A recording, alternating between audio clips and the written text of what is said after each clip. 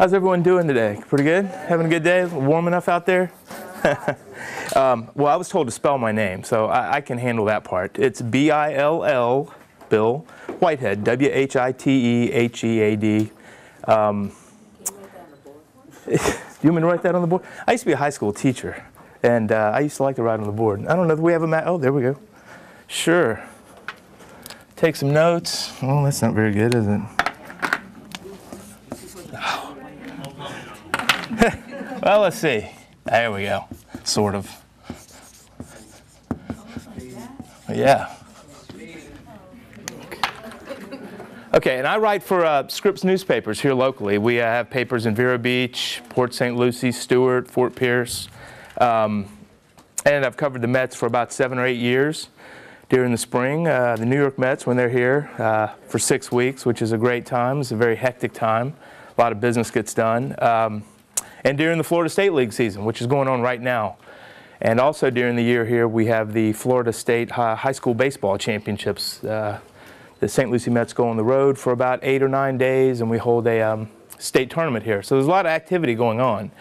And the one thing I would point out today from my point of view really with this job is the writing skills that you learn will be very beneficial to you. I did not set out in my life to be a sports writer. I got a degree in education, or I'm sorry, in English.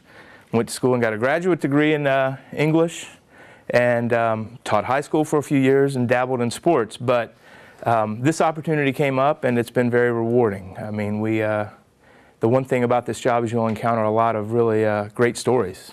I mean, some of you guys out there probably like the Mets, right? Favorite team, Jose Reyes, David Wright, Jason Bay, all those guys.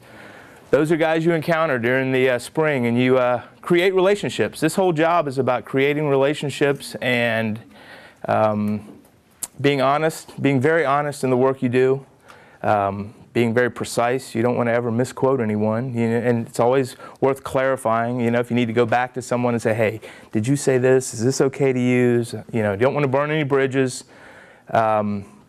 But some really great bunch of guys in here. And the staff is great to work with. When you cover a team each week like I do with the St. Lucie Mets, you build relationships with people in the public relations department, people throughout the ballpark, stats guys, the official scorer. All of those are very important. And you know, it's fun to meet people like David Wright, Jose Reyes, you know, Johan Santana, who pitches here tonight, is a big deal. But there are also other stories that come through. I mean, we just had a baseball tournament, state tournament came in here back in May, and one of the teams had a player who just had one hand, and he was an exceptional baseball player. He hit 300 for a small Christian school up in Tallahassee, and this guy had barriers put up to him, and he was told he couldn't play baseball, but he became a 300 hitter on a team that came up here and played for the state championship. They didn't win, but this kid's won his whole life just by getting out there and doing stuff like that. So you guys will have opportunities like that. You know, you'll run into stories like that. It's not always the big stories. It's not always the big names that come in here, the Albert Pujols or Hanley Ramirez when they come up here to play. Those are fun stories, but there are also a lot of good little stories around, and you meet a lot of people. Just riding the elevator, you might meet Ron Darling or someone like that. But the main thing, getting back to what I was saying earlier, was really learn to write, really learn to communicate. That's crucial. I mean, it's crucial to be able to put together good copy. It's, you know, to be able to write sentences and paragraphs that are coherent, make sense, that don't have to be edited. You can send them in, and they're going to say, wow, this guy's work's pretty good. So if someone's looking to hire someone like tonight, Johan Santana pitches. Well, not everyone can run down from New York to come cover this game, and this is a big deal tonight. You know, he had surgery back in September, pitching tonight. So they hire other people out, freelance work. So that's when they would contact us. And if you show them that you can do good work, and they're not going to spend a lot of time cleaning it up back in the office, they're going to hire you. And we like to get hired, right? Isn't that good? I mean, it's all fun, but we like to get hired too, and we like to get reimbursed for what we do. So those are some key things that I would look at, is be very professional, be very honest with the individuals, and establish good communication lines. And I know that's what That's what you'll find in this business. You can't have communication breakdowns.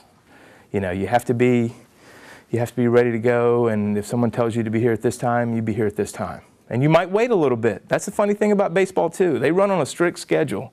You might come in. I just interviewed a player, and you know, he might come in 10 or 15 minutes late. You have to be patient in this game. This is a real patient game. This is not, it's not often I just pop over here and get something done and leave, because there are a lot of things going on. They have a strict schedule, exercising, stretching, BP outside, throwing around, doing a lot of stuff. So you have to be patient and work with them. They're usually one, you know, they know that you're getting the word out, so work with them, and they're usually a pretty good group to work with. I think you find that throughout baseball. Any questions? I know someone's got a question, right? No one has a question? Coolest person I've ever interviewed, or best story, or longest home run I've seen here at this ballpark? Yeah. Went to Michigan, Miami University. Did I go to University of Miami? No, you're the second person who's asked me that. No, just a shirt. But you'll see guys who come through here who went to UM. That's the cool thing. Watch these guys on the college, you know, the College World Series. Of course, Miami hasn't been there lately. But a guy like Matt Dendecker, who played for the St. Lucie Mets earlier this year, he made the greatest catch in College World Series history. I mean, go look it up on YouTube. Just type in Matt Dendecker. You'll see, you know, and that's another thing. Do your homework. Know your players coming in. Know that Frankie Rodriguez, a catcher for the St. Lucie Mets, he played in the College World Series when he was 11 years old. He went to Williamsport, caught a perfect game. So everyone in here has a story. You just have to dig it up and do your research. Question over here, someone? Yes? Do you want to answer all three of those questions? What's that? Do you want to answer all three of the questions? Yeah, go ahead. No, the ones that you said, like longest home run. Oh, longest home run. I saw. Oh, good. So you're taking notes. I'm not taking notes. I'm flying kind of. But I saw a kid last year for Orangewood Christian Academy, Dante Bichette Jr. His dad played in the major leagues for the Colorado Rockies. He hit about well, it was foul, but it went a long ways. It went out on the back field out there. And I saw Mike Piazza hit one here that was, as it went over the center field, you know, the blue area they call the batter's eye, it was kind of going up. That was in spring, so yeah. And what was the other one? Coolest interview? Well, I tell you what, during that, this is the kind of thing you run into in this job also, is that I was telling you about Dante Bichette Jr. His dad, I think he hit 300 home runs in the major leagues. He's from Jupiter, Tequesta, down south of here a little bit. During the rain delay of our game, his son was playing in that game. We just sat up there and chatted with him. And he was on the Colorado Rockies when Andres Galarraga, who was a big name, hit the longest home run ever where the Marlins play now at Sun Life Stadium. And I happened to be at that game just as a fan. That was 1997. That goes back a ways for you guys. But so there are always little connections. You find that you were at a game, or you watched this guy make that catch or something, if you're a fan of the game. Was there another question? Or was that it? Okay. We've both forgotten a little bit. Yes? How long have you been reporting? Let's see. That's a good question. I started covering NASCAR in about 1996, and I've covered every Daytona 500 since that time. Some great stories, some terrible stories. When Dale Earnhardt was killed there in 2001, I had to write that story, and that's the only time I've ever had to write about a death. And unfortunately, that goes out front on the A1 of the paper. And occasionally that happens. I mean, you don't expect to go to sporting events. There are a lot of people who are going to show up tonight to watch Johan Santana play, but you don't expect that there is a tragic side. That's sports, you know, that can happen.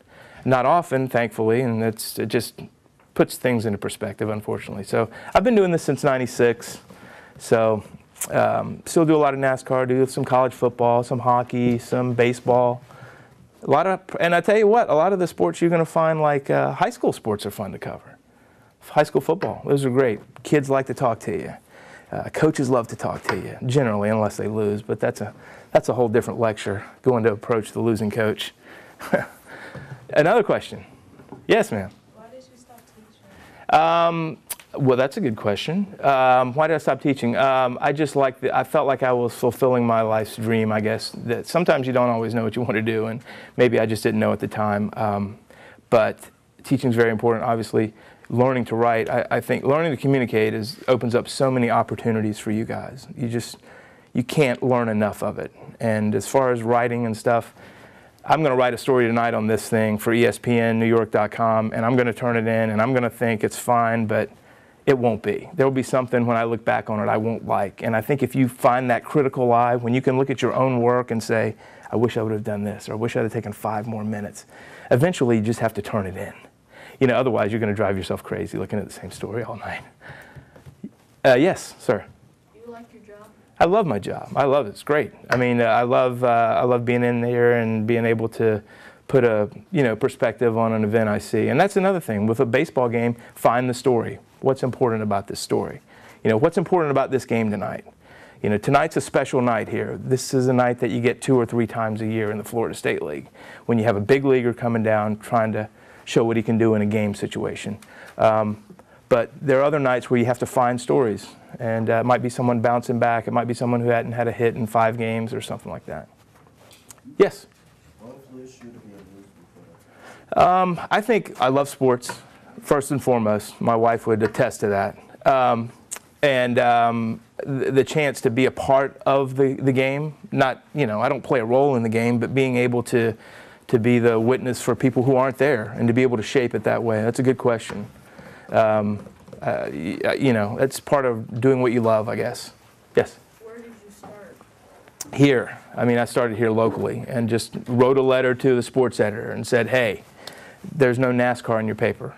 Can I write about it? And that's kind of steamrolled. And it's gone from that to doing this and doing that and covering hockey and covering the Mets. And it opens up avenues. If you do pretty solid work, you get noticed for it. Yes? What don't you like about your job? Well, there's a lot of standing around sometimes.